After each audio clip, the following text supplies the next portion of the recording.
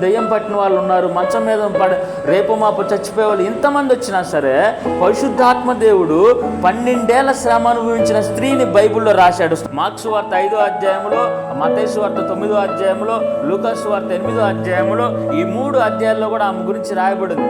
ఎందుకు రాశాడు అని అంటే ఆ శ్రమని దేవుడు సాక్ష్యంగా దేవుడు మార్చుకున్నాడు. స్తోత్రం కలుగునుగా.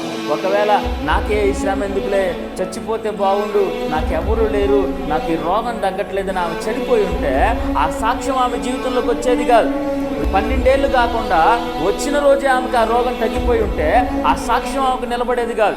అందుకే ఈ 3 సువార్తల్లో కూడా దేవుడు ఏం చెప్తున్నాడంటే 12 సంవత్సరాల రక్తస్రావం గల స్త్రీ, ఆ పేరు రాశాడు అక్కడ. పలానా మరియా, పలానా మార్త, పలానా పలానా పలానా అని చెప్పి వేరేమన్నా రాశాడా?